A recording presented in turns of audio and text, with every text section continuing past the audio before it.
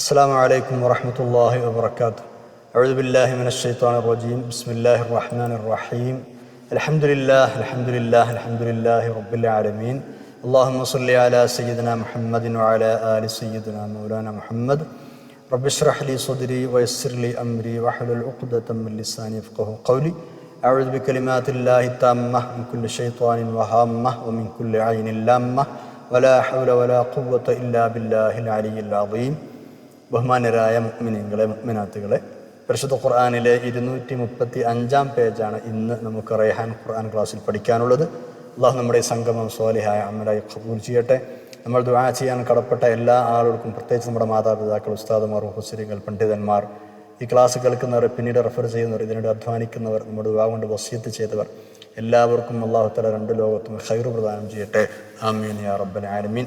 നമ്മൾ ആദ്യമായി 235 പേജിൻ്റെ പാരായണമാണ് നിർവഹിക്കുന്നത്.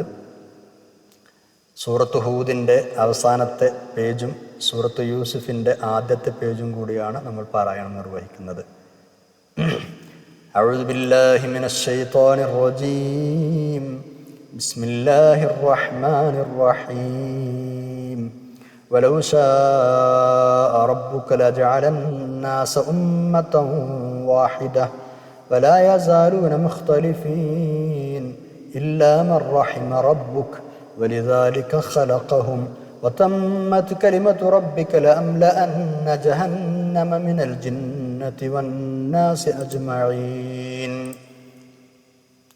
وكلا نقص عليك من أنباء الرسل ما نثبت به فؤادك وجاءك في هذه الحق وموعظة وذكرى للمؤمنين وقل للذين لا يؤمنون اعملوا على مكانتكم إنا عاملون وانتظروا إنا منتظرون ولله غيب السماوات والأرض وإليه يرجع الأمر كله فاعبده وتوكل عليه وما ربك بغافل عما تعملون صدق الله العلي العظيم. بسم الله الرحمن الرحيم. ألف لام را تلك آيات الكتاب المبين إنا أنزلناه قرآنا عربيا لعلكم تعقلون نحن نقص عليك أحسن القصص بما أوحينا إليك هذا القرآن وإن كنت من قبله لمن الغافلين إذ قال يوسف لأبيه يا أبت إني رأيت 11 كوكبا والشمس والقمر رأيتهم لي ساجدين صدق الله العلي العظيم. ഖുർആനിലെ 11-ാം അധ്യായം സൂറത്ത് ഹൂദിലെ 118 മുതൽ 123 വരെയുള്ള ആയത്തുകളും 12-ാം അധ്യായം സൂറത്ത് യൂസുഫിലെ 1 മുതൽ 4 വരെയുള്ള ആയത്തുകളും, ഇങ്ങനെ ആകെ 10 ആയത്തുകളാണ് നമ്മൾ ഇപ്പോൾ ഓതി വെച്ചത്. 12-ാമത്തെ ജുസിൽ 235 പേജ്. ഇനി നമ്മൾ ക്ലാസ്സിലേക്ക് കടക്കുകയാണ്. മുമ്പ് കഴിഞ്ഞുപോയ പല സമൂഹങ്ങളും ഉന്മൂലനം ചെയ്യപ്പെടാനുണ്ടായ കാരണങ്ങളായിരുന്നു കഴിഞ്ഞ പേജിൽ അവസാനമായി നമ്മൾ പറഞ്ഞു വന്നിരുന്നത്. അതായത് അവർ പൊതുവെ ശിർക്കിലും ധിക്കാരത്തിലുമൊക്കെ മുഴുകി അതിരുവിട്ടുപോയി എന്നതുകൊണ്ടാണ് ശിക്ഷകൾ നേരിടേണ്ടി വന്നത്. ഒരു നാട്ടുകാർ പൊതുവെ നേരിൻ്റെ പക്ഷത്താണെങ്കിൽ അവരുടെ ഭാഗത്ത് നിന്ന് വല്ല അതിക്രമം ഉണ്ടായാൽ തന്നെയും അള്ളാഹു ആ നാട്ടുകാരെ ഒന്നാകെ നശിപ്പിക്കില്ല. മറിച്ച് അവർ പൊതുവെ കുഴപ്പത്തിലും അക്രമങ്ങളിലും അതിരു കവിയുകയാണെങ്കിലോ പിന്നെ അവരെ ശിക്ഷ ബാധിക്കുകയും ചെയ്യും. ഇതുകൊണ്ടാണ് മുൻകഴിഞ്ഞ സമൂഹങ്ങൾ നശിപ്പിക്കപ്പെട്ടത്. ഇനി പറയുന്നത് മനുഷ്യ സമൂഹത്തിൻ്റെ പൊതുവെയുള്ള അവസ്ഥയെപ്പറ്റിയാണ്. എല്ലാവരും ഒരുപോലെയല്ല, ഒരേ വിശ്വാസങ്ങളും ആചാരങ്ങളും വെച്ചു പുലർത്തുന്നവരല്ല, അല്ലേ? മനുഷ്യർ ഭിന്നാഭിപ്രായക്കാരായി കൊണ്ടിരിക്കുകയാണ്. അതായത് വ്യത്യസ്ത വിശ്വാസങ്ങളും ആചാര നടപടികളും സ്വീകരിച്ചുകൊണ്ട് പല മതക്കാരും സമുദായക്കാരുമായി അങ്ങനെയാണ് ഭിന്നിച്ചാണ് അവർ ജീവിക്കുന്നത്. ഈ ഭിന്നിപ്പ് മനുഷ്യാരംഭം തൊട്ടു തന്നെ ഉണ്ടായിരുന്നതാണോ? അല്ല. തുടക്കത്തിൽ എല്ലാവരും ഒരേ സമുദായക്കാരായിരുന്നു. ആദ്യം ഒരൊറ്റ സമുദായമേ ഉണ്ടായിരുന്നുള്ളൂ, തൗഹീദിൻ്റെ സമുദായം, എല്ലാവരും അള്ളാഹുവിൽ വിശ്വസിക്കുന്ന സമുദായം. പിന്നെയാണ് കാലക്രമത്തിൽ ഭിന്ന സമുദായങ്ങളായി മാറിയത്. ഇതാണ് അല്ലാഹു തആല പറയുന്നത്. സൂറത്തുൽ ബഖറയിൽ കാന അന്നാസു ഉമ്മത്തൻ വാഹിദ, സൂറത്തു യൂനുസിൽ വമാ കാന അന്നാസു ഇല്ലാ ഉമ്മത്തൻ വാഹിദ, അതായത് ആളുകളെല്ലാവരും ഒരൊറ്റ സമുദായമായിരുന്നു, പിന്നെയാണ് അവർ ഭിന്നിച്ചത്. ഫഖ്തലഫു, പിന്നീടാണ് ഭിന്നിപ്പുണ്ടായത്. അപ്പോൾ ആദ്യം എല്ലാവരും ഒരൊറ്റ സമുദായമായിരുന്നു. സത്യത്തിൻ്റെ മാർഗം ഒന്ന് മാത്രമാണ്, അസത്യത്തിൻ്റെ മാർഗങ്ങൾ പലതും ഉണ്ടാവും അല്ലേ? അതുകൊണ്ട് തന്നെ ഈ വ്യത്യസ്ത കക്ഷികളിൽ ഒന്ന് മാത്രം ശരിയും മറ്റെല്ലാം തെറ്റുമാകാനേ വഴിയുള്ളൂ. ഒരു സമുദായം, ഒരു സമൂഹം അല്ലെങ്കിൽ ലോകത്തുള്ള ആളുകൾ ഭിന്നിക്കുകയാണെങ്കിൽ ഒന്ന് ശരിയും ബാക്കിയുള്ളതൊക്കെ തെറ്റുമായിരിക്കും. അങ്ങനെയല്ലേ വഴിയുള്ളൂ അല്ലേ? ഇപ്പം ഏതാണ് ശരിയായ മാർഗം? അള്ളാഹു അവൻ്റെ പ്രവാചകന്മാർ മുഖേന അതതു കാലങ്ങളിൽ മനുഷ്യർക്ക് നൽകുന്ന മാർഗം അതേതാണോ ആ മാർഗം സ്വീകരിച്ച ആളുകൾ അവർ ശരിയുടെ പക്ഷത്താണ്, ശരിയുടെ കക്ഷികളാണ്. അല്ലാത്ത കക്ഷികൾ മറുപക്ഷത്തുമാണ്.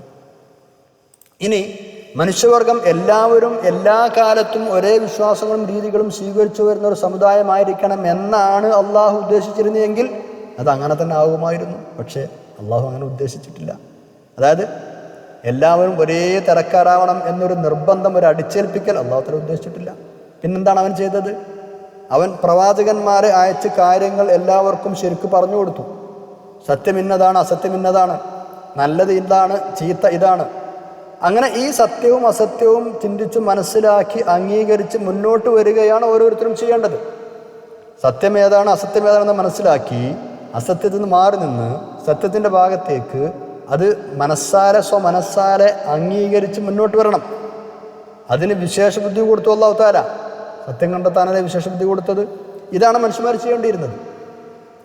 ഈ ഒരു രീതിയാണ് അല്ലാഹു തആല അവലംബിച്ചത്. എല്ലാവരും വിശ്വാസികളായിരിക്കണം എന്ന് റബ്ബാണ് തീരുമാനിച്ചെങ്കിൽ എല്ലാവരും അങ്ങനെ ആകുമായിരുന്നു. അതൊരു അടിച്ചേൽപ്പിക്കൽ രീതിയാണ്. അങ്ങനെയല്ല, നിങ്ങൾ ചിന്തിച്ച് കാര്യങ്ങൾ മനസ്സിലാക്കി മുന്നോട്ട് വരണം. അത് നോക്കൂ. ബിസ്മില്ലാഹിർ റഹ്മാനിർ റഹീം.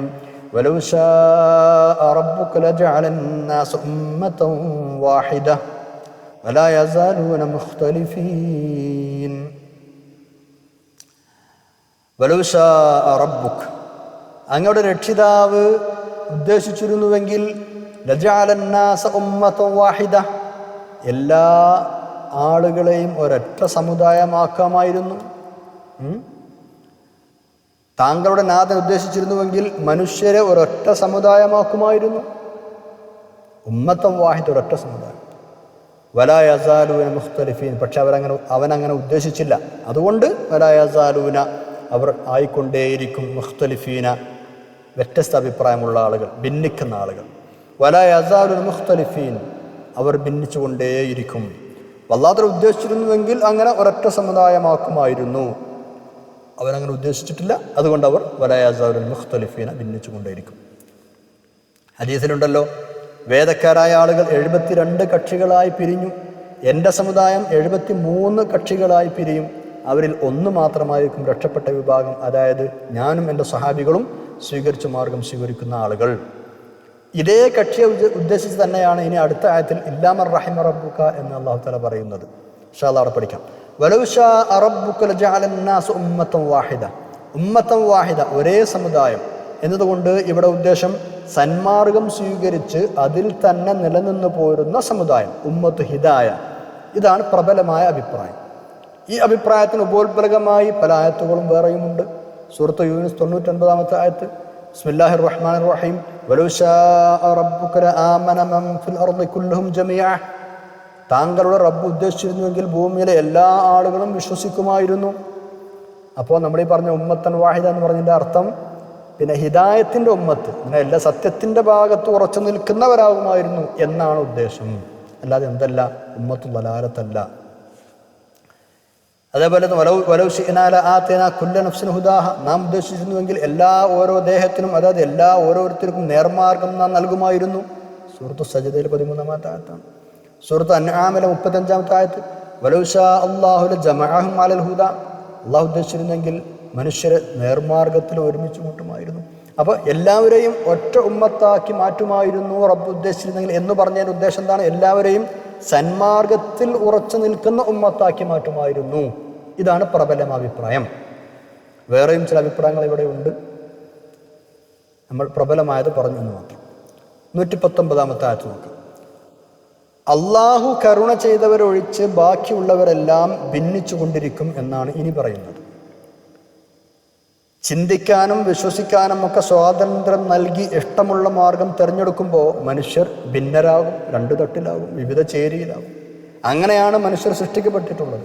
അതനുസരിച്ച് സന്മാർഗനിഷ്ഠരായാൽ അവർ അനുഗ്രഹീതരാണ്. സന്മാർഗത്തിൻ്റെ ഭാഗത്തേക്ക് ചേർന്ന ആളുകൾ അനുഗ്രഹീതരാണ്. അവർക്ക് സ്വർഗമുണ്ട്, അല്ലാത്തവർക്ക് നരകവുമുണ്ട്. ഇത് നിർണിതമായ തീരുമാനമാണ്. ജിന്നുകളെയും മനുഷ്യരെയും കൊണ്ട് നരകത്തെ നിറക്കുമെന്ന് അള്ളാഹു തആല മുമ്പേ നിശ്ചയിച്ചിട്ടുണ്ട്. ആ നിശ്ചയം ഇത് മുഖേന, അതായത് ഈ ഭിന്നിപ്പ് മുഖേന പൂർത്തിയായി കഴിഞ്ഞിരിക്കുന്നു എന്നും അള്ളാഹു തആല പറയുന്നുണ്ട്. ആയത്ത് പഠിച്ച ശേഷം ഇൻഷാ അല്ലാഹ് കൂടുതൽ വിവരിക്കാം. ബിസ്മില്ലാഹിർ റഹ്മാനിർ റഹീം. ഇല്ലാ മർ റഹിമ റബ്ബുക വലിദാലിക ഖലഖഹും വതമ്മത് കലിമതു റബ്ബിക ലഅംലഅന്ന ജഹന്നമ മിനൽ ജിന്നതി വന്നാസി അജ്മഈൻ. 119 ആയത്ത്. ഇല്ലാ മർ റഹിമ റബ്ബുക, താങ്കളുടെ നാഥൻ അനുഗ്രഹിച്ചവരൊഴിച്ച്. അല്ലെ, നേരത്തെ പറഞ്ഞ ആയത്തിനോട് ചേർത്ത് നോക്ക്. അവർ ഭിന്നിച്ചു കൊണ്ടേയിരിക്കും എന്നാണ് കഴിഞ്ഞ ആയത്തിന്റെ അവസാനം പറഞ്ഞത്. വലാ യസാലുന മുഖ്തലിഫീൻ ഇല്ലാ മർ റഹിമ റബ്ബുക, താങ്കളുടെ നാഥൻ അനുഗ്രഹിച്ചവരൊഴിച്ച്. അപ്പോൾ അവർ ഭിന്നിക്കൂല എന്നർത്ഥം. അള്ളാഹു റഹ്മത്ത് ചെയ്ത് അനുഗ്രഹിച്ച ആളുകൾ ഭിന്നിക്കൂല. വലിദാലിക ഖലഖഹും, അതിനുവേണ്ടിയാണ് അവരെ അവൻ സൃഷ്ടിച്ചിരിക്കുന്നത് എന്ന് പറഞ്ഞാൽ ഭിന്നിക്കുന്നവരെ അതിനു വേണ്ടിയും അനുഗ്രഹിക്കപ്പെട്ടവരെ അതിനു വേണ്ടിയുമാണ് അവൻ സൃഷ്ടിച്ചിരിക്കുന്നത്. വതമ്മത് കലിമതു റബ്ബിക്, താങ്കളുടെ രക്ഷിതാവിൻ്റെ വിധി സമ്പൂർണമായി കഴിഞ്ഞിട്ടുണ്ട്. എന്താണ് ആ വിധി? ലഅംലഅന്ന ജഹന്നമ മിനൽ ജിന്നതി വന്നാസി അജ്മഈൻ, ജിന്ന് മനുഷ്യർ എന്നീ രണ്ട് വിഭാഗത്തെ കൊണ്ട് നരകം ഞാൻ നിറക്കുമെന്ന താങ്കളുടെ രക്ഷിതാവിൻ്റെ വിധി സമ്പൂർണമായി കഴിഞ്ഞിട്ടുണ്ട്. ആ വിധിയാണ് എന്ത്? ലഅംലഅന്ന, ഞാൻ തീർച്ചയായും നിറക്കും ജഹന്നം നരകത്തെ മിനൽ ജിന്നതി വന്നാസി അജ്മഈൻ, ആ ജിന്നിലും ഇൻസിലും പെട്ട ആളുകളെ കൊണ്ട് ഞാൻ നരകത്തെ നിറക്കും എന്ന വിധി ഈ ഒരു തീരുമാനത്തോടു കൂടി, ഈ ഒരു ഭിന്നിപ്പോടുകൂടി എന്താണ് പറയുക, സമ്പൂർണ്ണമായി കഴിഞ്ഞിട്ടുമുണ്ട്. അപ്പോൾ നല്ല വഴിക്ക് പോകുന്ന ആളുകൾ അല്ലാഹു തആല സ്വർഗത്തിലെത്തിക്കും, അല്ലാത്ത ആളുകളെ കൊണ്ട് അല്ലാഹു തആല നരകം നിറക്കും. എന്നാൽ ഭിന്നിപ്പ് കൊണ്ടാണ് ഈ വിധി പിന്നെ പൂർണ്ണമായതെന്ന് പറഞ്ഞാൽ അർത്ഥം അതാണ്. വലിദാലിക ഖലഖഹും, ഇവിടെ അതിനു വേണ്ടിയാണ് അവരെ പടച്ചത്. ഇതാണ് അല്ലാഹു തആല പറഞ്ഞത്. ഈ അതിനു വേണ്ടി എന്ന് പറഞ്ഞത് എന്തിനെ ഉദ്ദേശിച്ചാണ്? ഇവിടെ മുഫസ്സിരീങ്ങൾക്ക് വ്യത്യസ്തമായ അഭിപ്രായങ്ങൾ ഉണ്ട്. 2-3 രൂപത്തിൽ ഇവിടെ തഫ്സീർ പറയപ്പെട്ടിട്ടുണ്ട്. എന്താണ് ഒരു വ്യാഖ്യാനം? റഹ്മത്താണ് ഇവിടെ ഉദ്ദേശം. വലിദാലിക ഖലഖഹും, അതായത് അള്ളാഹുവിൻ്റെ കാരുണ്യത്തിനു വേണ്ടിയാണ് അവരെ സൃഷ്ടിച്ചിരിക്കുന്നത്. എങ്കിലും അധികം ആളുകളും ഭിന്നിച്ചതു കാരണം കാരുണ്യത്തിന് അർഹരല്ലാതാവുകയാണ് ഉണ്ടായത്. അതാണ് ഒന്നാമത്തെ അഭിപ്രായ പ്രകാരമുള്ള അർത്ഥം. ഇമാം മുജാഹിദ്, ഇമാം ലഹാക്ക്, ഇമാം ഖതാദ തുടങ്ങിയ ആളുകളൊക്കെ റഹ്മത്തുള്ളാഹി അലൈഹിം അവരുടെ അഭിപ്രായം ഇതാണ്. വലിദാലിക ഖലഖഹും, അതിനു വേണ്ടിയാണ് അവർ പഠിച്ചതെന്ന് പറഞ്ഞാൽ ആ ഒരു റഹ്മത്തിന് വേണ്ടിയാണ് അവരെ സൃഷ്ടിച്ചത്. പക്ഷേ എന്താണ്, അധികം ആളുകൾ ഭിന്നിച്ചു പോയി. അപ്പോൾ റഹ്മത്തിന് അർഹരല്ലാതായി മാറി. ഏതുപോലെ എന്നറിയോ? സൂറത്ത് ദാരിയാത്തിൽ 56-ാമത്തെ ആയത്തിലുണ്ട് ബിസ്മില്ലാഹിർ റഹ്മാനിർ റഹീം വമാ ഖലഖ്തുൽ ജിന്ന വൽ ഇൻസ ഇല്ലാ ലിയഅ്ബുദൂൻ, എന്നെ ആരാധിക്കുവാൻ വേണ്ടിയല്ലാതെ ജിന്നുകളെയും മനുഷ്യരെയും ഞാൻ പടച്ചിട്ടില്ല. അല്ലേ? ഇതാണ് ആ ആയത്തിൻ്റെ അർത്ഥം. എന്നിട്ടും പലരും അവനെ ആരാധിക്കുന്നുണ്ട്, പലരും അവനോടൊപ്പം മറ്റു ചിലതിനെയും കൂടി ആരാധിക്കുന്നുണ്ട്. ആ ആരാധനയുടെ ഭാഗത്തേക്ക് തീരെ തിരിഞ്ഞു നോക്കാത്ത ആളുകളുണ്ട്. അല്ലേ? അല്ലാഹു തആല പറഞ്ഞു, എന്നെ ആരാധിക്കാൻ വേണ്ടി മാത്രമാണ് ഞാൻ പഠിച്ചത്. ശരിയാണ്. അങ്ങനെയായിട്ടും ചില ആളുകൾ ആരാധിക്കുന്നവരുണ്ട്, ആരാധിക്കാത്തവരുണ്ട്, ആ ഭാഗത്തേക്ക് തിരിയാത്തവരുണ്ട്. അതേപോലെ ഒരു പ്രയോഗമാണ് വലിദാലിക ഖലഖഹും, റഹ്മത്തിന് വേണ്ടിയാണ് അള്ളാഹു അവരെ പഠിച്ചത്. പക്ഷേ അള്ളാഹുവിനെ അംഗീകരിക്കാത്തത് കൊണ്ട്, ഭിന്നിച്ചു പോകുന്നത് കൊണ്ട് പല ആളുകളും ആ റഹ്മത്തിന് അർഹരാകുന്നില്ല എന്ന് മാത്രം. ഇനി രണ്ടാമതൊരു വ്യാഖ്യാനം, ഭിന്നിപ്പിനും കാരുണ്യത്തിനും വേണ്ടിയാണ് മനുഷ്യരെ സൃഷ്ടിച്ചിരിക്കുന്നത്. വലിദാലിക ഖലഖഹും, അതിനു വേണ്ടി എന്ന് പറഞ്ഞാൽ ഭിന്നിപ്പിനും കാരുണ്യത്തിനും വേണ്ടി. അതായത് ഭിന്നിക്കാതെ കാരുണ്യത്തിന് അർഹരായിത്തീരുന്നൊരു വിഭാഗം, ഭിന്നിച്ച് കാരുണ്യത്തിന് അർഹരല്ലാതായിത്തീരുന്ന മറ്റൊരു വിഭാഗം. ഇങ്ങനെ 2 തരക്കാർ ഉണ്ടായിത്തീരാൻ വേണ്ടി ഭിന്നിക്കാതെ അള്ളാഹും റസൂലും പറഞ്ഞത് കേട്ട് നടക്കുന്ന ആളുകൾ അവർ ആ റഹ്മത്തിന് അർഹരായിത്തീരും. ഭിന്നിച്ചതു കാരണം അതിന് അർഹരല്ലാതായി തീരുന്ന വേറൊരു വിഭാഗം. രണ്ട് വിഭാഗം ഉണ്ടാകാൻ വേണ്ടിയാണ് അവരെ പടച്ചത്. ഇമാം ഇബ്നു ജരീർ റഹ്മത്തുള്ളാഹി അലൈഹി പോലെയുള്ള ചില ആളുകൾ ഈ വ്യാഖ്യാനമാണ് ഇവിടെ നൽകിയത്. പിന്നെ സ്വർഗാവകാശികളായ സന്മാർഗികളും നരകാവകാശികളായ ദുർമാർഗികളും ഉണ്ടാകുമെന്ന് അല്ലാഹു തആല മുമ്പേ പറഞ്ഞിട്ടുണ്ട്. അള്ളാഹുവിനത് അറിയുകയും ചെയ്യാം. അത് അവൻ്റെ മുമ്പേയുള്ള വിധിനിശ്ചയങ്ങളിൽ പെട്ടതാണ്. ഈ അടിസ്ഥാനത്തിലാണ് ഈ അഭിപ്രായം അവർ രേഖപ്പെടുത്തിയത്. ഇനി മൂന്നാമത്തെ അഭിപ്രായം, ഇതാണ് മിക്ക വ്യാഖ്യാതാക്കളും സ്വീകരിച്ച അഭിപ്രായം. എന്താണത്? വലിദാലിക ഖലഖഹും, അതിനു വേണ്ടിയാണ് അവരെ സൃഷ്ടിച്ചത്. അതായത് ഭിന്നാഭിപ്രായത്തിനു വേണ്ടി മനുഷ്യരെ സൃഷ്ടിച്ചിരിക്കുന്നു. ഇത് കേൾക്കുമ്പോൾ തെറ്റിദ്ധരിക്കണ്ട. മനുഷ്യരെ സൃഷ്ടിച്ചതിൻ്റെ ലക്ഷ്യവും യുക്തിയും ഭിന്നിപ്പാണ് എന്നല്ല ഈ പറഞ്ഞതിൻ്റെ അർത്ഥം. പിന്നെയോ മനുഷ്യരുടെ കലാശം ഭിന്നിപ്പിലാണ് എത്തിച്ചേരുന്നത് എന്നാണ് അർത്ഥം. പെട്ടെന്ന് മനസ്സിലാക്കാൻ ഒരു ഉദാഹരണം പറയാം, ഒരു നാടൻ ഉദാഹരണം. ഇപ്പോൾ ഒരാൾ ഒരു വഴിക്ക് ഇങ്ങനെ പോവുകയാണ്, ഒരു വഴിയിലൂടെ നടന്നു പോവുകയാണ്. അപ്പോൾ വഴിയിലൊരു കിണറുണ്ട്. അയാൾ അറിയാതെ കിണറിൽ ചാടി വീണു മരിച്ചു. ഈ സംഭവം അറിയുന്ന ആളുകൾ സാധാരണ പറയാറില്ലേ, അവൻ മരിക്കാൻ വേണ്ടിയിട്ടാണ് ഇപ്പോൾ ആ വഴിക്ക് പോയത്. അങ്ങനെ പറയാറില്ലേ? അവൻ മരിക്കാനാണ് ആ വഴിക്ക് പോയത്. സത്യത്തിൽ അവൻ മരിക്കാൻ വേണ്ടി പോയതല്ല, അവൻ ആ വഴി പാസ് ചെയ്തതാണ്.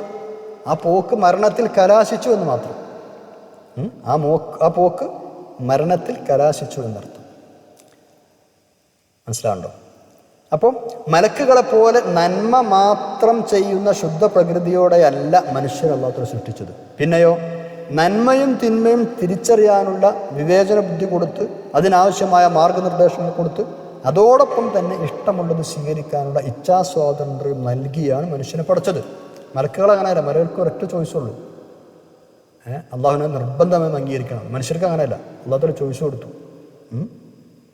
പലരും വ്യത്യസ്ത സ്വഭാവക്കാരാണ്, വ്യത്യസ്ത അഭിരുചികളുള്ള ആളുകളാണ്, വ്യത്യസ്ത വീക്ഷണങ്ങളുള്ള ആളുകളാണ്, വ്യത്യസ്ത ചിന്താഗതികളുള്ള ആളുകളാണ്.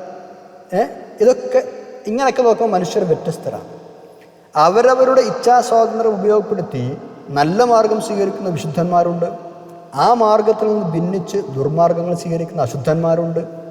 അവർ തമ്മിൽ വേർതിരിക്കാൻ വേണ്ടിയാണ് ഈ ഒരു പ്രകൃതി വിശേഷം അല്ലാഹു തആല മനുഷ്യന് കൊടുത്തത്.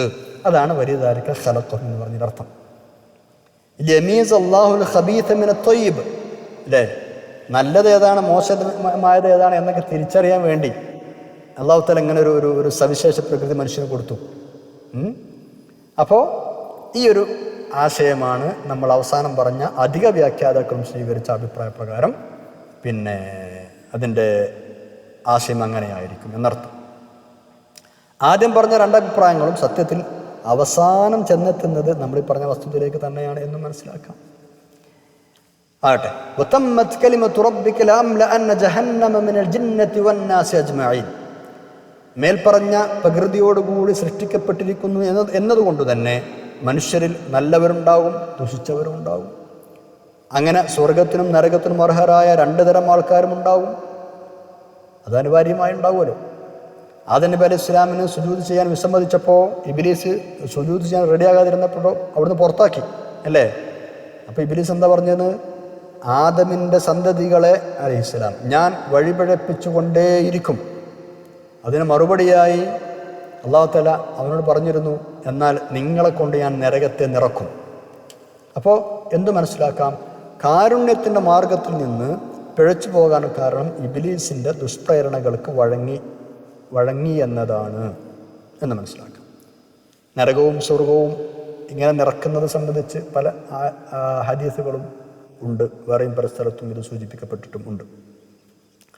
ഇൻഷാ അല്ലാഹ് നമ്മൾ 120-ാമത്തെ ആയത്തിലേക്ക് കടക്കുകയാണ്.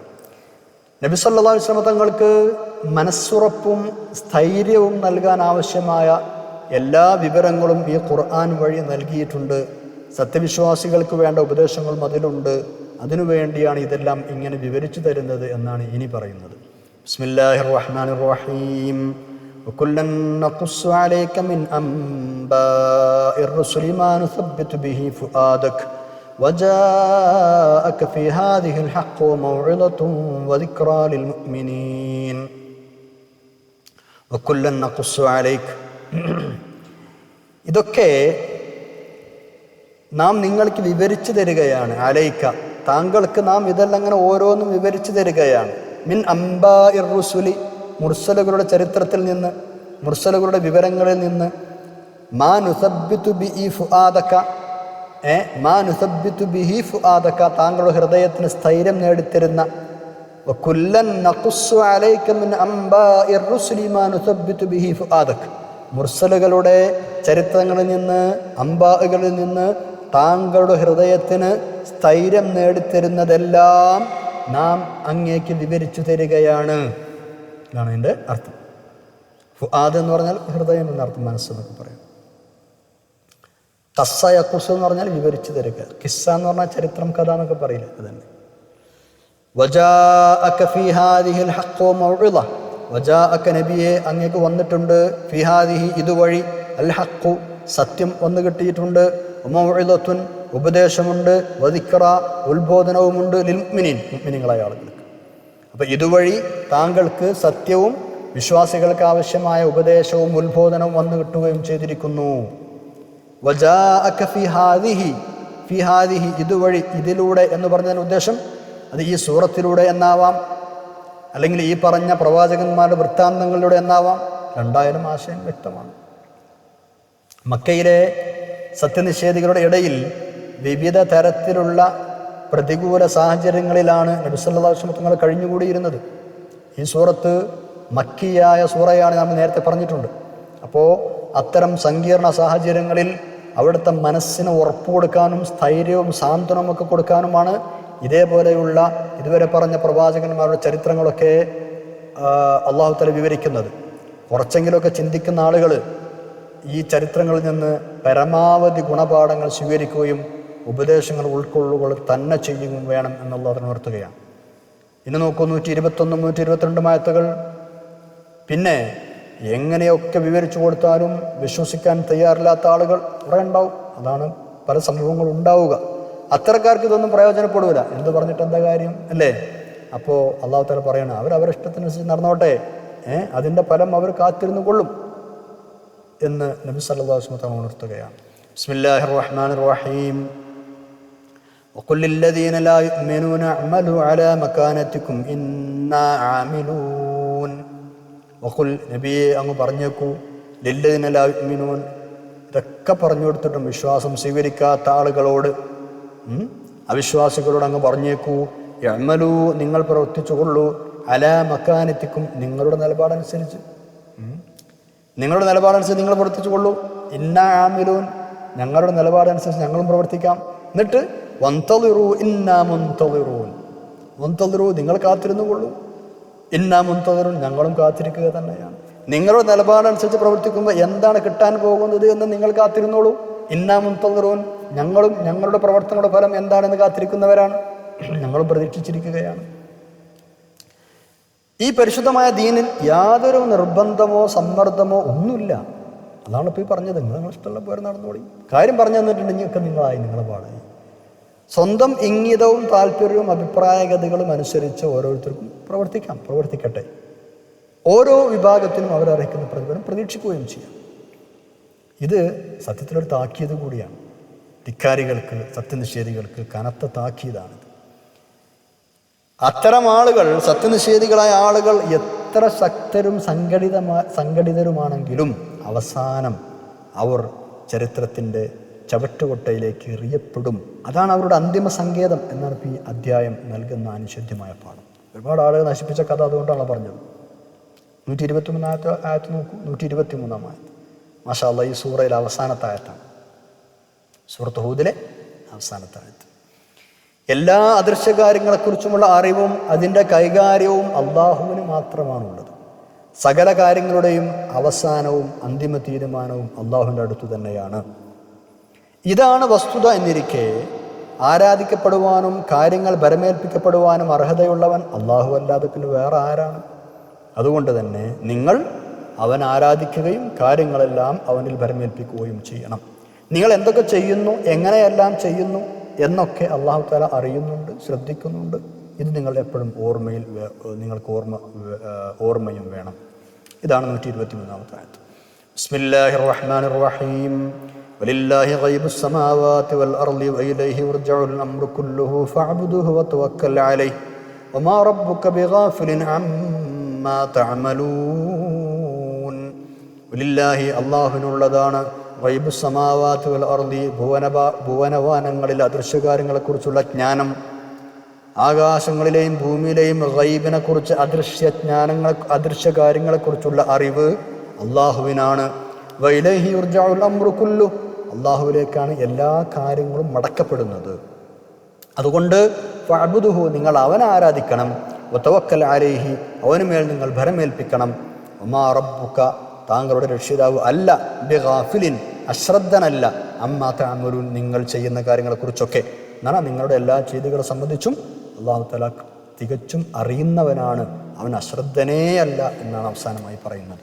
വലില്ലാഹി ഗൈബുസ് സമാവാതി വൽ അർദ്. ആകാശങ്ങളും ഭൂമിയും എന്നാൽ നമ്മൾ പറഞ്ഞിട്ടുണ്ട് പലപ്പോഴും പ്രപഞ്ചം എന്നാണ് അർത്ഥം, ദ ഹോൾ യൂണിവേഴ്സ്. അപ്പോൾ ഈ മഹാപ്രപഞ്ചത്തിൻ്റെ ഏത് മുക്കിലും മൂലയിലുമുള്ള സർവ്വകാര്യങ്ങളും സവിസ്തരം അറിയുന്ന സർവജ്ഞനാണ് അല്ലാഹു തആല. വഇലൈഹി യുർജഉൽ അംറു കുല്ലു. അള്ളാഹുവിൻ്റെ വലിയ ശക്തിയെ സൂചിപ്പിക്കുന്ന ഒരു പ്രയോഗമാണത്. അള്ളാഹുവിൽ യഥായോഗ്യം വിശ്വാസമർപ്പിച്ച് അവനെ മാത്രം ആരാധിക്കണം നിങ്ങൾ.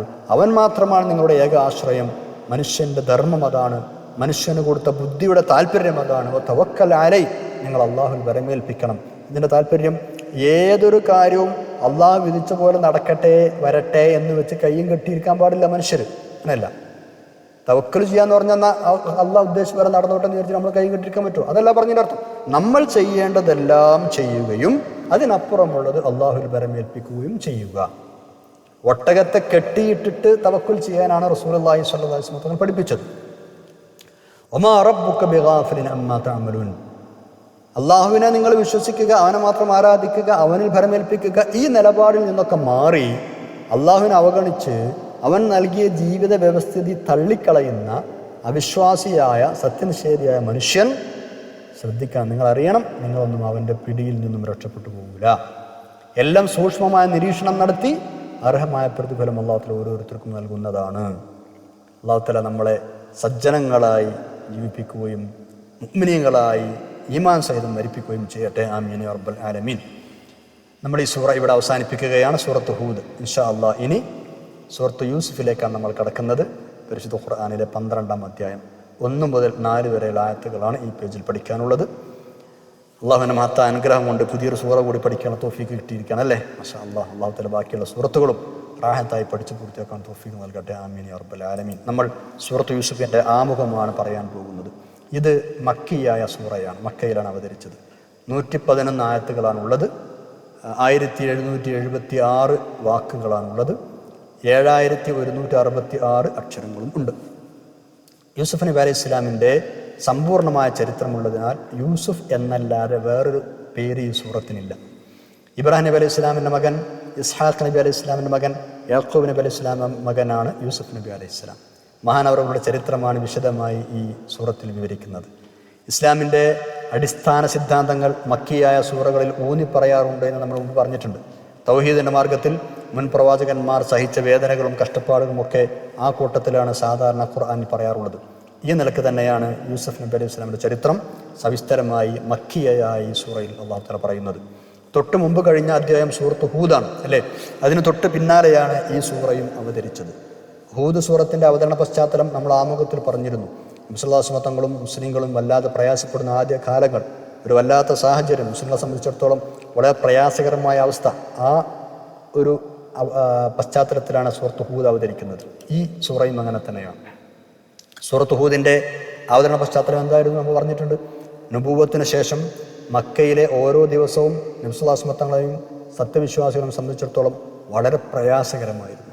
സമ്പന്നയായ ഏതവസ്ഥയിലും കൂടെ നിൽക്കുന്ന സഹധർമ്മിണിയായിരുന്ന മഹദി ഖദീജ റളിയല്ലാഹു അൻഹയും ആ സമൂഹത്തിലെ ഉന്നതസ്ഥാനീയനായിരുന്ന പിതൃവ്യൻ അബൂ താലിബും മാത്രമായിരുന്നു നബി സല്ലല്ലാഹു അലൈഹി വസല്ലം താങ്ങും തണലുമായി ഉണ്ടായിരുന്നത്.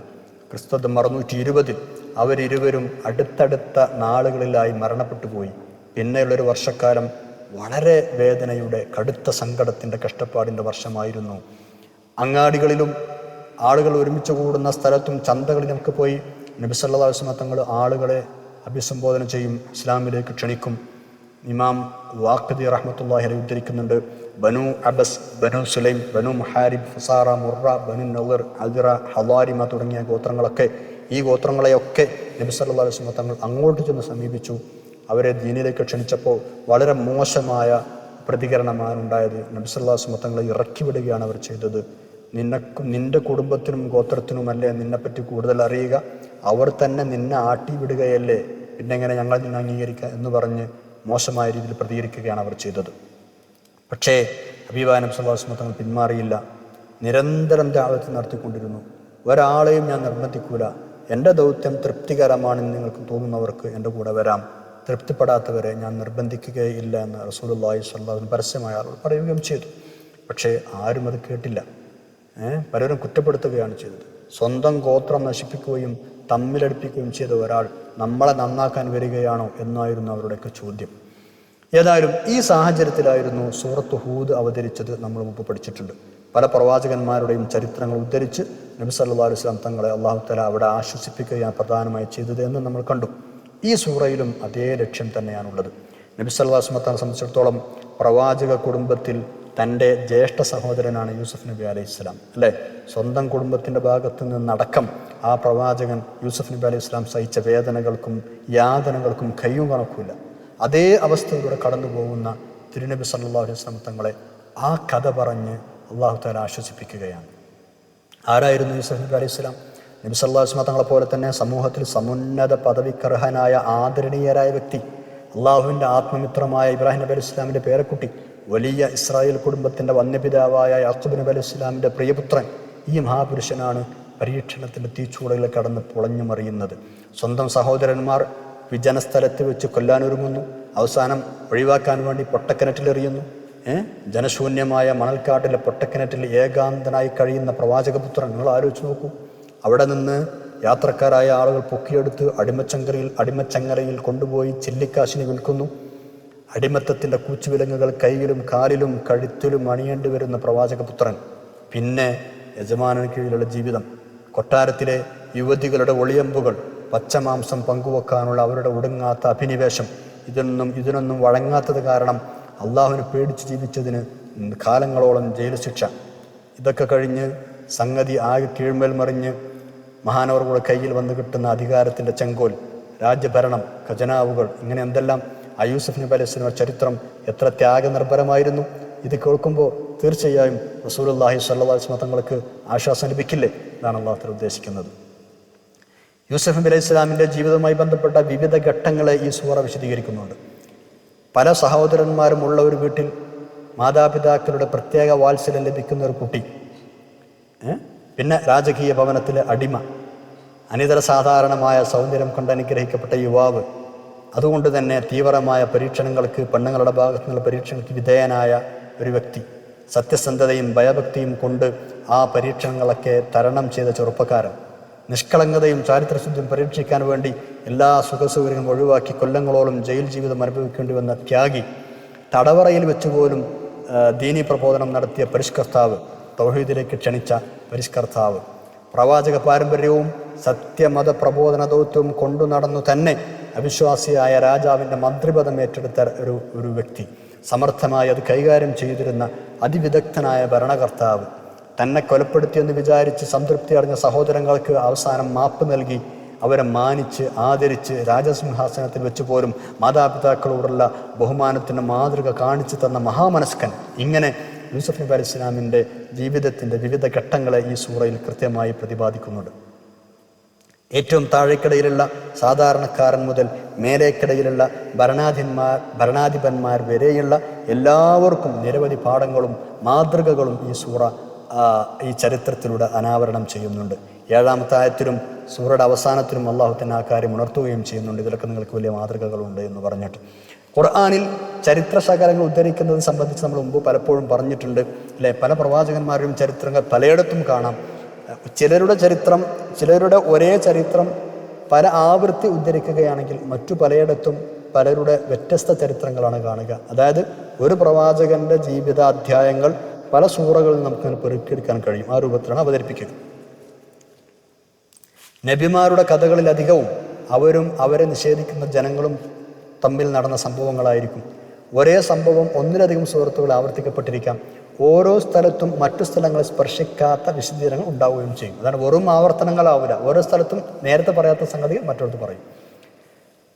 ഒരിക്കൽ സംക്ഷിപ്തമായി പറഞ്ഞ ഒരു സംഭവം വേറൊരു സമയത്ത് അള്ളാഹു തആല വിസ്തരിച്ച് പറയാറുണ്ട്. ചിലപ്പോൾ ഒരു സംഭവത്തിൻ്റെ വിവരണം ഒരു സ്ഥലത്ത് തുടക്കം മുതൽ ആരംഭിക്കും, വേറൊരു സ്ഥലത്ത് അതിൻ്റെ ഇടയ്ക്ക് വെച്ച് ആരംഭിക്കും. ഇങ്ങനെ വ്യത്യസ്ത രീതിയിലുള്ള അവതരണങ്ങൾ പരിശുദ്ധ ഖുർആനിൽ ഓരോ സ്ഥലത്തും നമുക്ക് കാണാം. അതിൽ നിന്നൊക്കെ ഓരോ പുതിയ പാഠങ്ങളും സൂചനകളും ഓരോ സ്ഥലത്തും നമുക്ക് കിട്ടുകയും ചെയ്യും. അത് ഒരു സംഭവത്തിൻ്റെ വ്യത്യസ്ത ആംഗിളുകളിൽ നിന്നാണ്, വ്യത്യസ്ത കോണുകളിൽ നിന്നാണ് അല്ലാഹു തആല അതിനിങ്ങനെ കണ്ട് അവതരിപ്പിച്ച് തരുന്നത് എന്നർത്ഥം. വെറും ആവർത്തനമല്ല. ഖുർആൻ അങ്ങനെ ആവർത്തനങ്ങളില്ല, നിരർത്ഥകമായ ആവർത്തനങ്ങൾ ഖുർആൻ ഉണ്ടാവില്ല. ചുരുക്കി പറഞ്ഞാൽ പ്രതിപാദ വിഷയങ്ങളിൽ എന്ന പോലെ തന്നെ സംഭവങ്ങളുടെ വിവരണത്തിനും ഖുർആൻ അതിൻ്റെതായ പ്രത്യേക ശൈലിയുണ്ട്. അതേസമയം വ്യത്യസ്തമായ ഒരു അവതരണ രീതിയാണ് ഈ സൂറയിൽ അല്ലാഹു തആല സ്വീകരിച്ചിരിക്കുന്നത്. അതായത് യൂസഫ് നബി അലൈഹി സ്വലാമിൻ്റെ ചരിത്രം ഈ സൂറയിൽ മാത്രമേ പറഞ്ഞിട്ടുള്ളൂ. മാത്രമല്ല, ഈ സൂറയിലുള്ളത് ആ മഹാന്റെ ചരിത്രം മാത്രമാണ്.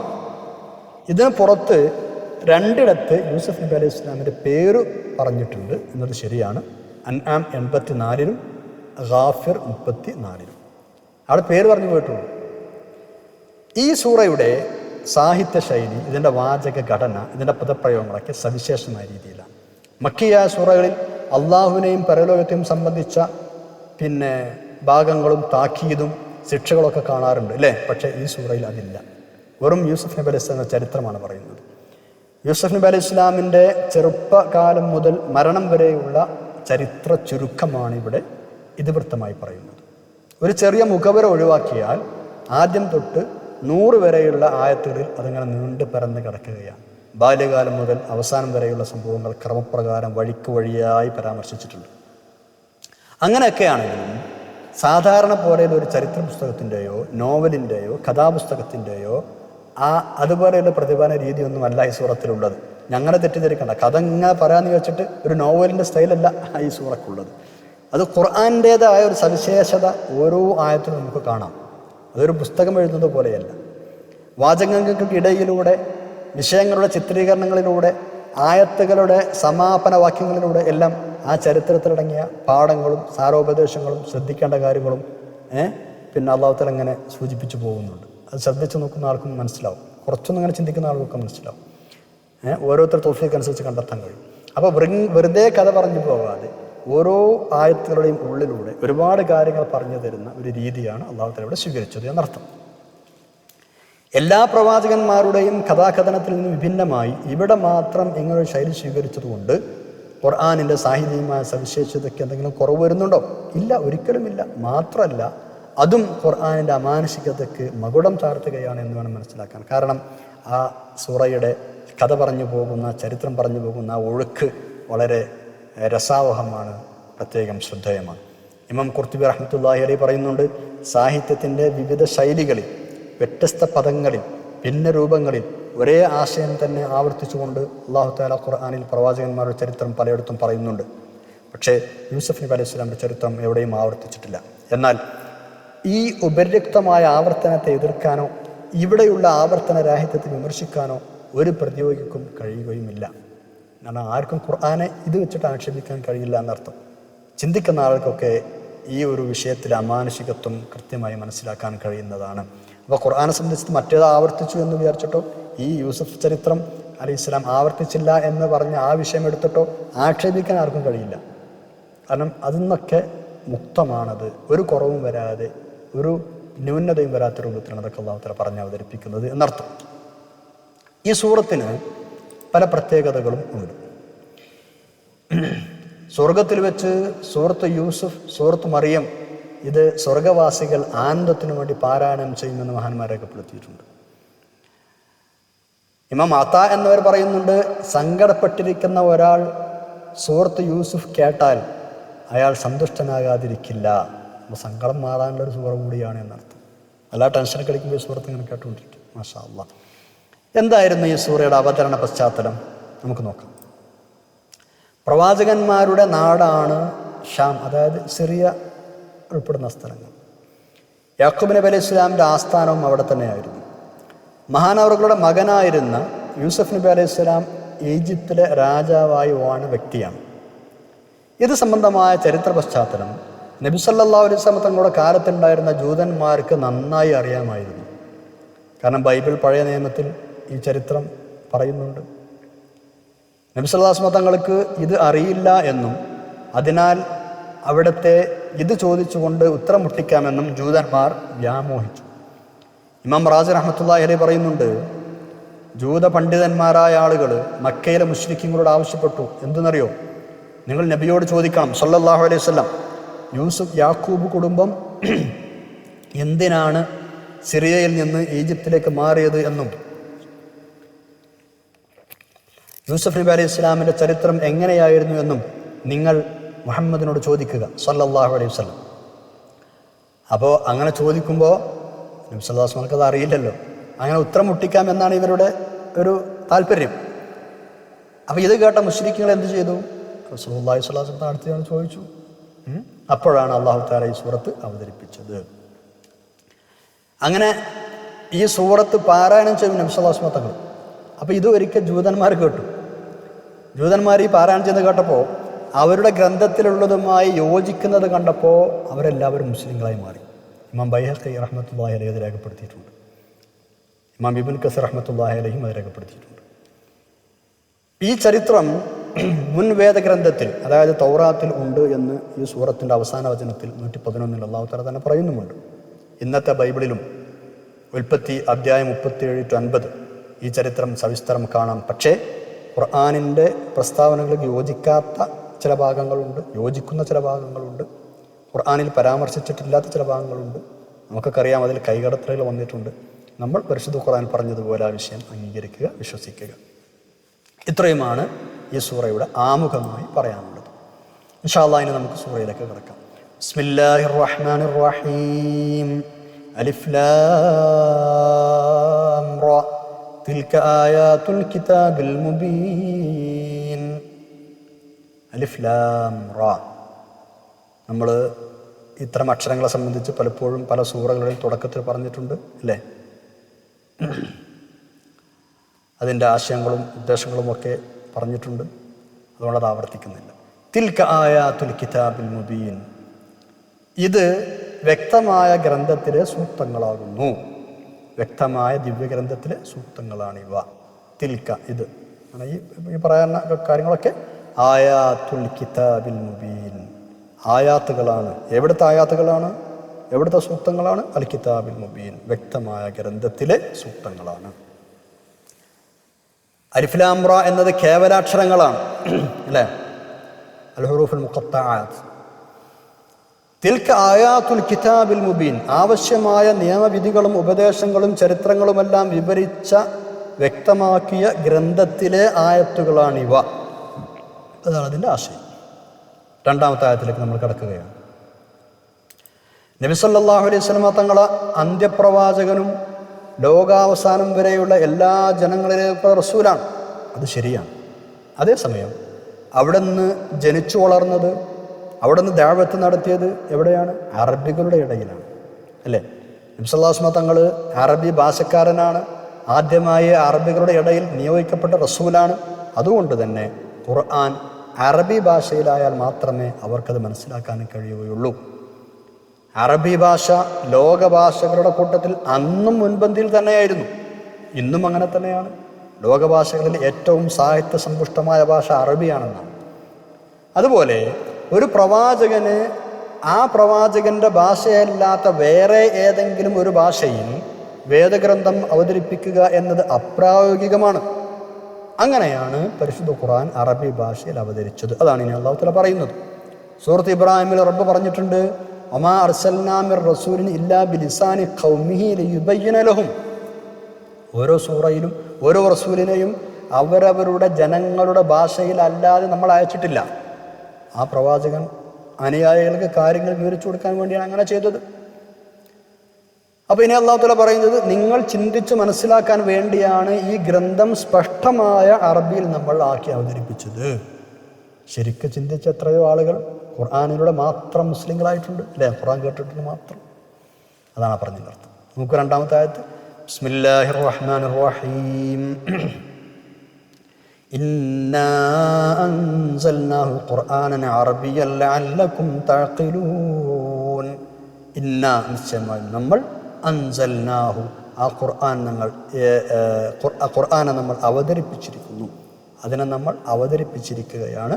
ഖുർആനൻ അറബിയ്യൻ, അറബി ഭാഷയിൽ പാരായണം ചെയ്യപ്പെടുന്നതായി. ലഅല്ലകും തഅഖിലൂൻ, നിങ്ങൾ ചിന്തിക്കാൻ വേണ്ടി, ചിന്തിച്ച് മനസ്സിലാക്കാൻ വേണ്ടി. അപ്പം അറബി ഭാഷയിലുള്ള ഖുർആനായി ഇതിനെ നിശ്ചയമായും നാം അവതരിപ്പിച്ചിരിക്കുകയാണ് എന്നർത്ഥം. ഖുർആൻ എന്ന പദത്തിന് പാരായണം എന്നർത്ഥമുണ്ട്, പാരായണ ഗ്രന്ഥം എന്നർത്ഥമുണ്ട്. ഏറ്റവും അധികം പാരായണം ചെയ്യപ്പെടേണ്ടത് എന്ന നിലക്ക് വിശുദ്ധ ഖുർആൻ, ആ പേര് തികച്ചും അനുയോജ്യം തന്നെയാണ്.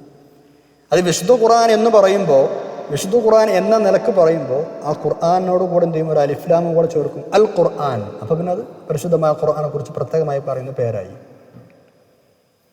അല്ലേ. ഇന്നാ അൻസൽനാഹു ഖുർആനൻ അറബിയ്യൻ ലഅല്ലകും തഅഖിലൂൻ, നിങ്ങൾ മനസ്സിലാക്കാൻ വേണ്ടി അറബി ഭാഷയിൽ പാരായണം ചെയ്യപ്പെടുന്നതായി നാം അത് അവതരിപ്പിച്ചു. അല്ലെ, അറബി ഭാഷയിലെ ഖുർആനായി ഇതിനെ നിശ്ചയമായി നാം അവതരിപ്പിച്ചു. ഖുർആന്റെ മഹത്വം ഒന്ന് ആലോചിച്ച് നോക്കൂ അല്ലേ. അള്ളാഹു അവതരിപ്പിച്ച ഗ്രന്ഥങ്ങളിൽ ഏറ്റവും ശ്രേഷ്ഠമായ ഖുർആൻ, അതിശ്രേഷ്ഠമായ ഖുർആൻ, അത് അവതരിപ്പിച്ചതോ അതിശ്രേഷ്ഠമായ അറബി ഭാഷയിൽ, അവതരിപ്പിച്ചു കൊടുത്തതോ അതിശ്രേഷ്ഠരായ നബി സല്ലല്ലാഹു അലൈഹി വസല്ലം തങ്ങൾക്ക്. ഇനി അത് കൊണ്ടുവന്ന ആളാരാണ്? അവതരിപ്പിച്ചു കൊടുക്കുമ്പോൾ അതിശ്രേഷ്ഠനായ ജിബ്രീൽ അലൈഹിസ്സലാം അല്ലേ. അതും വളരെ ശ്രേഷ്ഠമായ നാട്ടിൽ, എവിടെ? പരിശുദ്ധമായ മക്കയിൽ. അതും ഏറ്റവും മഹത്തായ റമദാൻ മാസത്തിൽ. മാഷാ അല്ലാഹ്, നിങ്ങൾ ആലോചിച്ചു, വിശുദ്ധ ഖുർആൻ എത്രമാത്രം ഉത്കൃഷ്ടമാണ്. ഏത് നിലക്ക് നോക്കിയാലും വിശുദ്ധ ഖുർആൻ ഉത്കൃഷ്ടമാണ്. ആ പരിശുദ്ധ ഖുർആൻ നമ്മൾ പഠിച്ചുകൊണ്ടിരിക്കുന്നത്. മാഷാ അല്ലാഹ്.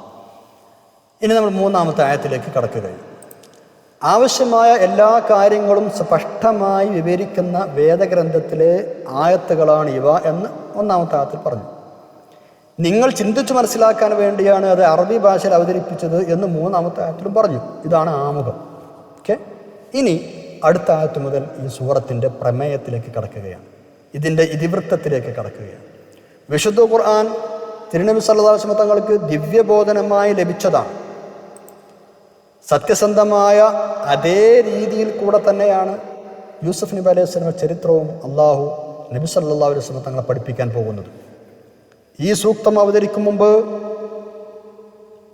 അതായത് ഈ ആയത്ത് അവതരിക്കും മുമ്പ് യൂസുഫ് നബി അലൈഹി സ്വലാമിനെ കുറിച്ച്, ഈ അധ്യായം അവതരിക്കുന്നതിന് മുമ്പ് യൂസുഫ് നബി അലൈഹി സ്വലാമിനെ കുറിച്ച് പുണ്യ റസൂൽ സല്ലല്ലാഹു അലൈഹി വസല്ലം തങ്ങൾക്ക് ഒന്നും അറിയുമായിരുന്നില്ല. ഇവിടുന്ന് എഴുത്തും വായനയും പഠിച്ചിട്ടില്ലല്ലോ. ഇനി അല്ലാഹു തആല പറയുന്നത്, ഈ ചരിത്രം തുടങ്ങുന്നത് എങ്ങനെയാണെന്നറിയോ? ഏറ്റവും വിശിഷ്ടമായ ചരിത്രമാണ് ഇവിടെ അവതരിപ്പിക്കാൻ പോകുന്നത് എന്ന് പറഞ്ഞുകൊണ്ടാണ്. എന്ന് പറഞ്ഞാൽ ധാരാളം ഗുണപാഠങ്ങളും തത്വങ്ങളും അത്ഭുത വിവരണങ്ങളും ഒക്കെ ഇതിലുണ്ട് എന്നാണ് ആ പറഞ്ഞതിൻ്റെ ഉദ്ദേശം. ഇമാം റാസി റഹ്മത്തുള്ളാഹി അലൈഹി പറയുന്നുണ്ട്. ഏറ്റവും വിശിഷ്ടമായ ചരിത്രം എന്നതിനെ വിശേഷിപ്പിക്കാൻ കാരണം അതാണ്. ഒരുപാട് ഗുണപാഠങ്ങൾ, അത്ഭുത സംഭവങ്ങൾ, തത്വങ്ങൾ, ഉപദേശങ്ങളൊക്കെ ഇതിലുണ്ട്. അള്ളാഹുവിൻ്റെ വിധിയും അള്ളാഹുവിൻ്റെ ഖലാ ഖദർ ഇതൊന്നും പ്രതിരോധിക്കാനോ തടുക്കാനോ ആർക്കും കഴിയില്ല എന്ന് ഈ സൂറ ആത്യന്തികമായി പഠിപ്പിക്കുന്നുണ്ട്. ഒരു വ്യക്തിക്ക് അല്ലാഹു തആല നന്മയും ഔന്നത്യവും ആദരവും നൽകാൻ ഉദ്ദേശിച്ചാൽ ലോകം ഒന്നിച്ച് ശ്രമിച്ചാലും അത് തടുക്കാൻ കഴിയില്ല. അതേപോലെ മറ്റൊരു ഗുണപാഠം അസൂയ, അത് പരാജയത്തിൻ്റെ കാരണമാണ്, നിന്ദതയുടെ താക്കോലാണത്. അതുകൊണ്ട് അസൂയ ഉണ്ടാവരുത് എന്നും ഈ സൂറ പ്രധാനമായി പഠിപ്പിക്കുന്നു. യാക്കൂബ് നബി അലൈഹി ഇസ്ലാമിൻ്റെയും യൂസുഫ് നബി അലൈഹി ഇസ്ലാമിൻ്റെയും ജീവിതത്തിൽ നിന്ന് വ്യക്തമാകുന്ന പോലെ ക്ഷമയാണ് ഒരു മനുഷ്യൻ്റെ വിജയത്തിൻ്റെ നിദാനം. ക്ഷമയാണ് മോചനത്തിൻ്റെ താക്കോൽ എന്നും ഈ ചരിത്രം പഠിപ്പിക്കുന്നുണ്ട്. ഇമാം റാസി റഹ്മത്തുള്ളാഹി വിശദമായി ഇതൊക്കെ രേഖപ്പെടുത്തിയിട്ടുണ്ട്. നോക്കാം നമുക്ക് മൂന്നാമത്തെ ആയത്ത്. ബിസ്മില്ലാഹിർ റഹ്മാനിർ റഹീം. നഹ്നു നഖുസ്സു അലൈക അഹ്സനൽ ഖസസ് ബിമാ ഔഹൈനാ ഇലൈക ഹാദൽ ഖുർആൻ വഇൻ കുൻത മിൻ ഖബ്ലിഹി ലമിനൽ ഗാഫിലീൻ. നഹ്നു നാം, നഖുസ്സു അലൈക അങ്ങേക്ക് വിവരിച്ചു തരികയാണ്, അഹ്സനൽ ഖസസി ഏറ്റവും വിശിഷ്ടമായൊരു ചരിത്രം, ബിമാ ഔഹൈനാ ഇലൈക ഹാദൽ ഖുർആൻ അങ്ങേക്ക് ഈ ഖുർആൻ ദിവ്യബോധനം നൽകുക വഴി, അങ്ങേക്ക് നാം ഈ ഖുർആൻ ദിവ്യബോധനം നൽകുക വഴി ഏറ്റവും വിശിഷ്ടമായ ഒരു ചരിത്രം താങ്കൾക്ക് നാം അവതരിപ്പിച്ചു തരികയാണ്. വഇൻ കുന്ത മിൻ ഖബ്ലിഹി ലമിനൽ ഗാഫിലീൻ, ഇതിനു മുമ്പ് അത് സംബന്ധിച്ച് താങ്കൾ അറിവില്ലാത്തവൻ തന്നെയായിരുന്നു. വഇൻ കുന്ത, താങ്കളായിരുന്നെങ്കിലും, മിൻ ഖബ്ലിഹി, ഇതിനു മുമ്പ്, ലമിനൽ ഗാഫിലീൻ, ഈ ചരിത്രം അറിയാത്ത ആളായിരുന്നു, അറിയാത്തവരിൽ പെട്ടവരായിരുന്നെങ്കിലും ഇപ്പോൾ നമ്മളത് ഖുർആൻ വഹി മുഖേന അങ്ങേക്ക് ഏറ്റവും വിശിഷ്ടമായ ചരിത്രം പറഞ്ഞു തരികയാണ്. അഹ്സനൽ ഖസസ്, അതിവിശിഷ്ടമായ ചരിത്രം. ഇങ്ങനെ പറയാനുള്ള കാരണം ഇമാം ഖുർത്തുബി റഹ്മത്തുള്ളാഹി അലൈഹി വിവിധ പണ്ഡിതന്മാരുടെ സ്റ്റേറ്റ്മെൻറ്റുകൾ എടുത്ത് പറയുന്നുണ്ട്. പ്രവാചകരെയും സജ്ജനങ്ങളെയും മലക്കുകളെയും പിശാചുക്കളെയും സംബന്ധിച്ച വിവരണം ഈ സൂറയിലുണ്ട്. ജിന്നുകളെയും മനുഷ്യരെയും കാലികളെയും പക്ഷികളെയും കുറിച്ച പരാമർശം ഇതിലുണ്ട്. രാജാക്കന്മാർ, സാമ്രാജ്യങ്ങൾ, കച്ചവടക്കാർ, പണ്ഡിതന്മാർ, പാമരന്മാർ, അവരെക്കുറിച്ചും ഇതിൽ ചർച്ച ചെയ്യുന്നുണ്ട്. സ്ത്രീ പുരുഷന്മാരെക്കുറിച്ചും വനിതകളുടെ, സ്ത്രീകളുടെ കുതന്ത്രങ്ങളെക്കുറിച്ചും വഞ്ചനയെക്കുറിച്ചും ഇതിൽ പ്രതിപാദനമുണ്ട്. തൗഹീദിനെക്കുറിച്ച് പറയുന്നുണ്ട്, ഫിഖ്ഹ് പറയുന്നുണ്ട്, ജീവചരിത്രം പറയുന്നുണ്ട്, സ്വപ്നവ്യാഖ്യാനം, രാഷ്ട്രീയം, കുടുംബജീവിതം, ജീവിത ക്രമീകരണം, മതഭൗതിക മോക്ഷത്തിനാവശ്യമായ നിർദ്ദേശങ്ങൾ, ഇതൊക്കെ ഇതിലുണ്ട്. ഇതെല്ലാം ഇതിലുണ്ട്. അതുകൊണ്ടാണ് അഹ്സനുൽ ഖസസ് എന്ന് ഈ ചരിത്രത്തെക്കുറിച്ച് പറയാൻ കാരണം. ഈ സൂറ നബി സല്ലല്ലാഹു അലൈഹി വസല്ലം തങ്ങളുടെ സത്യസന്ധതക്കുള്ള ഒരു ദൃഷ്ടാന്തം കൂടിയാണ്. നബി സല്ലല്ലാഹു അലൈഹി വസല്ലം തങ്ങൾക്കും അവിടുത്തെ ജനതക്കും അറിഞ്ഞുകൂടാത്ത ഒരു മുൻകാല ചരിത്രം അവിടുന്ന് കൃത്യമായി അവതരിപ്പിക്കുകയാണ്. മുൻ വേദഗ്രന്ഥത്തിൽ പറഞ്ഞതിനോട് അത് യോജിച്ചു വരികയാണ്.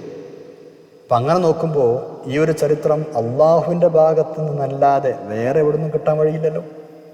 അപ്പോൾ റസൂലുള്ളാഹി സ്വല്ലല്ലാഹു അലൈഹി വസല്ലം സത്യസന്ധനാണ് എന്ന് ഈ സൂറത്ത് തെളിയിക്കുന്നു. അതിവിശിഷ്ടം എന്ന് പറഞ്ഞ ഈ ഒരു ആമുഖത്തോടു കൂടി അല്ലാഹു തആല ഈ കഥ പറയാൻ ആരംഭിക്കുകയാണ്. നോക്കാം 4-ാമത്തെ ആയത്ത്. ഈ 4-ാമത്തെ ആയത്ത് മുതൽ യൂസുഫ് നബി അലൈഹി ഇസ്ലാമിൻ്റെ ചരിത്രം തുടങ്ങുകയാണ്. മഹാനവറുകളുടെ ഒരു സ്വപ്ന ദർശനമാണ് സംഭവത്തിൻ്റെ തുടക്കം. 12-ാം വയസ്സിലാണ് മഹാനവറുകൾ ഈ സ്വപ്നം കണ്ടത് എന്ന് മുഫസ്സിറുകൾ രേഖപ്പെടുത്തുന്നുണ്ട്. അത്ഭുതകരമായ കിനാവുകൾ കാണുമ്പോൾ സ്വാഭാവികമായും കുട്ടികൾ ഉപ്പാനോട് പറയും, അല്ലേ, മാതാപിതാക്കളോട് പറയും. എന്തായിരുന്നു സ്വപ്നം? 11 നക്ഷത്രങ്ങളും സൂര്യനും ചന്ദ്രനും ആകാശത്ത് നിന്ന് ഇറങ്ങി വന്ന് യൂസുഫ് നബി അലൈഹി സ്വലാം മുമ്പിൽ സുജൂദ് ചെയ്യുന്നു, സാഷ്ടാംഗം നമിക്കുന്നു. ഇതാണ് അത്ഭുതമായ സ്വപ്നം. സ്വാഭാവികമായും ഈ സ്വപ്നം കുട്ടി ബാപ്പയോട് പറഞ്ഞു, യാക്കൂബ് നബി അലൈഹി സ്വലാമിനോട് പറഞ്ഞു. യാക്കൂബ് നബി അലൈഹി സ്വലാമിന് 12 മക്കളാണ് ഉണ്ടായിരുന്നത്. ഇതിൽ ആദ്യത്തെ 10 മക്കൾ ആദ്യ ഭാര്യയിൽ ജനിച്ചവരാണ്. ആദ്യ ഭാര്യ മരിച്ച ശേഷം കല്യാണം കഴിച്ച 2ാമത്തെ ഭാര്യയിൽ ആണ് 2 മക്കളുള്ളത്. അതിലൊരാളാണ് യൂസുഫ് നബി അലൈഹി സ്വലാം, മറ്റൊരാളാണ് ബിന്യാമീൻ. സ്വാഭാവികമായും ചെറിയ മകനോട് ബാപ്പാക്ക് വലിയ സ്നേഹം ഉണ്ടായിരുന്നു. ഇത് മറ്റു മക്കളിൽ അസൂയയുണ്ടാക്കി. ഇതാണ് സംഭവത്തിൻ്റെ തുടക്കം. ഈ സ്വപ്നത്തിന് മുമ്പ് 7ാമത്തെ വയസ്സിൽ അത്ഭുതകരമായ മറ്റൊരു സ്വപ്നം കൂടെ മഹാനവറുകൾ കണ്ടിരുന്നു എന്നാണ്. യൂസുഫ് നബി അലൈഹി സ്വലാം കണ്ടിരുന്നു, അത് ബാപ്പാനോട് പറയുകയും ചെയ്തിരുന്നു. ഇത് ചരിത്രകാരൻ ഉദ്ധരിക്കുന്നുണ്ട്.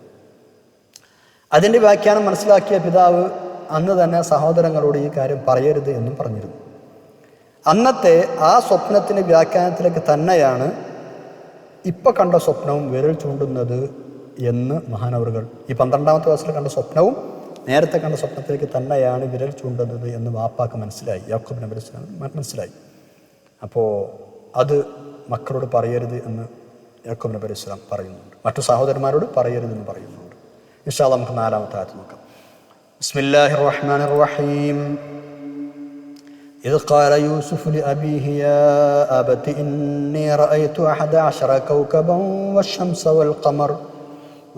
والقمر رأيتهم لي ساجدين. إذ قال യൂസുഫ് നബി അലൈഹി സ്വലാം പറഞ്ഞ സന്ദർഭം സ്മരണീയമാണ്. ലി അബീഹി, തൻ്റെ പിതാവിനോട്, യാക്കൂബ് നബി അലൈഹി സ്വലാമിനോട് എന്താ പറഞ്ഞത്? യാ അബത്തി, എൻ്റെ ബാപ്പ, ഇന്നി, തീർച്ചയായും ഞാൻ, റഅയ്തു, ഞാൻ കണ്ടു, സ്വപ്നം കണ്ടു, 11 കൗകബ, 11 നക്ഷത്രങ്ങളെ, പിന്നെ വശംസ, സൂര്യനെയും, വൽ ഖമറ, ചന്ദ്രനെയും, റഅയ്തുഹും, അതിനെയൊക്കെ ഞാൻ കണ്ടു, ലീ സാജിദീൻ, എനിക്ക് സുജൂദ് ചെയ്യുന്നതായിട്ട്, എൻ്റെ മുമ്പിൽ സാഷ്ടാംഗം ചെയ്യുന്നതായിട്ടാണ് ഞാൻ കണ്ടത്. റഅയ്തുഹും ലീ സാജിദീൻ. എന്താണ് ഇവിടെ സുജൂദ് എന്ന് പറഞ്ഞാൽ? വലിയ വലിയ ആളുകളെ കാണുമ്പോൾ ആദരസൂചകമായി തല കുനിക്കുക, അല്ലെങ്കിൽ കുമ്പിടുക, മുട്ടുകുത്തുക, ഇതൊക്കെ അന്ന് പതിവുണ്ടായിരുന്നു എന്നാണ്. അത്തരം ഉപചാരങ്ങൾക്കും സുജൂദ് എന്ന് പറയാറുണ്ട്. അപ്പം അത്തരം ഏതെങ്കിലും വല്ല ഉപചാരങ്ങളും ഈ ഗ്രഹങ്ങൾ ചെയ്യുന്നതായി മഹാനവറുകൾ കണ്ടിരിക്കാം. അതായിരിക്കാം അതൊക്കെ എനിക്ക് സുജൂദ് ചെയ്യുന്നു എന്ന് മഹാനവറുകൾ പറഞ്ഞത്. ജാബിർ റഹ്മത്തുള്ളാഹി അലൈഹി ഉദ്ധരിക്കുന്നുണ്ട്, ഒരു ജൂതൻ വന്നിട്ട് നബി സല്ലല്ലാഹു അലൈഹി വസല്ലം തങ്ങളോട് ചോദിച്ചത്രേ, നബി സല്ലല്ലാഹു അലൈഹി വസല്ലം തങ്ങളെ മുട്ടുകുത്തിക്കാൻ വേണ്ടി ചോദിക്കുകയാണ്. എന്താ ചോദ്യം എന്നറിയോ? മുഹമ്മദേ സല്ലല്ലാഹു അലൈഹി വസല്ലം, യൂസുഫ് അലൈഹിസ്സലാം കണ്ട സ്വപ്നത്തിൽ ആ നക്ഷത്രങ്ങൾ ഏതാണ്, അതിൻ്റെ പേരൊക്കെ ഒന്ന് പറഞ്ഞുതരാൻ പറ്റുമോ? എന്താ ചോദ്യമല്ലേ? യൂസുഫ് നബി അലൈഹിസ്സലാം കണ്ട സ്വപ്നത്തിലെ നക്ഷത്രങ്ങളുടെ പേര് പറയാൻ പറ്റുമോ? നബി സല്ലല്ലാഹു അലൈഹി വസല്ലം തങ്ങൾ ഒന്നിങ്ങനെ മൗനിയായി മിണ്ടാതിരുന്നു. ഉടനെ തന്നെ മഹാനായ ജിബ്രീൽ അലൈഹിസ്സലാം അതാ വരുന്നു, അതിൻ്റെ പേരുകളൊക്കെ അങ്ങനെ പറഞ്ഞു കൊടുക്കുന്നു. ആ പേരുകൾ മനസ്സിലാക്കിയ ശേഷം നബി സല്ലല്ലാഹു അലൈഹി വസല്ലം തങ്ങൾ ജൂതനോട് ചോദിച്ചു, എന്നോടൊപ്പം നിങ്ങൾ ചോദ്യം ചോദിച്ചു, ശരി ഞാൻ ആ ചോദ്യത്തിന് ഉത്തരം പറഞ്ഞാൽ, ആ നക്ഷത്രങ്ങളുടെ പേരുകൾ ഞാൻ പറഞ്ഞു തന്നാൽ നീ ഇസ്ലാം സ്വീകരിക്കുമോ, നിങ്ങൾ മുസ്ലിം ആവുമോ? അയാൾ പറഞ്ഞു, ശരി തീർച്ചയായിട്ടും, ആ പേരുകൾ പറഞ്ഞത് കൃത്യമാണെങ്കിൽ ഞാൻ മുസ്ലിം ആകാമെന്ന് അയാൾ സമ്മതിച്ചു.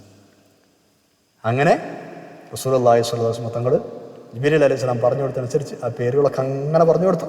അയാൾ മുസ്ലിം ആവുകയും ചെയ്തു. മാഷാ അല്ലാഹ്. നമ്മൾ നേരത്തെ പറഞ്ഞ പോലെ ഇബ്രാഹിം നബി അലൈഹി ഇസ്ലാമിൻ്റെ മകൻ, ഇസ്ഹാഖ് നബി അലൈഹി ഇസ്ലാമിൻ്റെ മകൻ, യാക്കൂബ് നബി അലൈഹി ഇസ്ലാമിൻ്റെ മകൻ ആണ് ആര്? മഹാനായ യൂസുഫ് നബി അലൈഹി ഇസ്ലാം. പ്രവാചകന്മാരുടെ ശൃംഖല അല്ലേ? മാഷാ അല്ലാഹ്. നബി സല്ലല്ലാഹു അലൈഹി വസല്ലം തങ്ങൾ ഒരിക്കൽ പറഞ്ഞിട്ടുണ്ട് യൂസുഫ് നബി അലൈഹി ഇസ്ലാമിനെ കുറിച്ച്, സമാദരണീയനായ ആൾ ആരാണ് എന്ന ചോദ്യത്തിന് മറുപടി പറഞ്ഞത് എങ്ങനെ? അൽ കരീമു ഇബ്നുൽ കരീം ഇബ്നുൽ കരീം ഇബ്നുൽ കരീം, അൽ കരീം ഇബ്നുൽ കരീം ഇബ്നുൽ കരീം ഇബ്നുൽ കരീം, യൂസുഫ് ഇബ്നു യാക്കൂബ് ഇബ്നു ഇസ്ഹാഖ് ഇബ്നു ഇബ്രാഹിം അലൈഹിസ്സലാം. സമാദരണീയനാരാണ്? സമാദരണീയൻ്റെ പുത്രനാണ്. മാഷാ അല്ലാഹ്, യാക്കൂബ് നബി അലൈഹി ഇസ്ലാമിൻ്റെ പുത്രൻ. പിന്നെ അത് മറ്റൊരു സമാദരണീയനായ ആളുടെ പുത്രനാണ്. അതാരാണ്? ഇസ്ഹാഖ് നബി അലൈഹി ഇസ്ലാം. ഇസ്ഹാഖ് നബി അലൈഹി ഇസ്ലാം മറ്റൊരു സമാദരണീയ ആളുടെ മകനാണ്. അതാരാണ്? മഹാനായ ഇബ്രാഹിം നബി അലൈഹി ഇസ്ലാം. യൂസുഫ് ഇബ്നു യാക്കൂബ് ഇബ്നു ഇസ്ഹാഖ് ഇബ്നു ഇബ്രാഹിം. മനസ്സിലായോ? ഇബ്രാഹിം നബി അലൈഹി ഇസ്ലാമിൻ്റെ മകൻ, ഇസ്ഹാഖ് നബി അലൈഹി ഇസ്ലാമിൻ്റെ മകൻ, യാക്കൂബ് നബി അലൈഹി ഇസ്ലാം മകൻ, യൂസുഫ് നബി അലൈഹി ഇസ്ലാം. എല്ലാവരും മഹാന്മാരാണ്, എല്ലാവരും കരീമാണ്, മാന്യരാണ്. മാഷാ അല്ലാഹ്, സമാദരണീയരാണ് എല്ലാവരും. ഏതായാലും സ്വപ്നത്തെക്കുറിച്ച് മഹാനായ യാക്കൂബ് നബി അലൈഹി ഇസ്ലാമിനോട് മകൻ ഇത് പറഞ്ഞപ്പോൾ മഹാനവറുകൾക്ക് അതിൻ്റെ പൊരുൾ പിടുത്തം കിട്ടി. സ്വപ്നത്തിൽ കണ്ട 11 നക്ഷത്രങ്ങൾ, പിന്നെ അതിൻ്റെ ഒരു പൊരുളെന്ന് പറഞ്ഞാൽ ഇത് വല്ലാത്തൊരു അത്ഭുതകരമായ സ്വപ്നമാണ്, മക്കളോട് പറയാൻ പാടില്ലാത്ത വിഷയമാണ് എന്നൊക്കെ അദ്ദേഹത്തിന് മനസ്സിലായി. യൂസുഫ് നബി അലൈഹി ഇസ്ലാമിന് എന്തൊക്കെയോ വലിയ പദവികൾ തേടി കാത്തിരിക്കുന്നുണ്ട്, വലിയ പദവികൾ ലഭിക്കാനുണ്ട്. പിന്നെ ആ 11 നക്ഷത്രങ്ങൾ 11 സഹോദരന്മാരെയും സൂര്യനും ചന്ദ്രനും അദ്ദേഹത്തിൻ്റെ പിതാവിനെയും മാതാവിനെയുമായി സൂചിപ്പിക്കുന്നത് അവരെല്ലാവരും ഒരു കാലത്ത് യൂസുഫ് അലൈഹി ഇസ്ലാമിന് തലകുടിക്കേണ്ടി വരും. ഇവരെക്കാളൊക്കെ വലിയ മഹത്വമായ പദവി യൂസുഫ് നബി അലൈഹി ഇസ്ലാമിനെ കാത്തിരിക്കുന്നുണ്ട്. ഇതൊക്കെയാണ് ഇപ്പോൾ ഈ സ്വപ്നത്തിൻ്റെ ശരിയായ വ്യാഖ്യാനം. ഇൻഷാ അല്ലാഹ് അതിന് ശേഷം പറയുന്നുണ്ട്.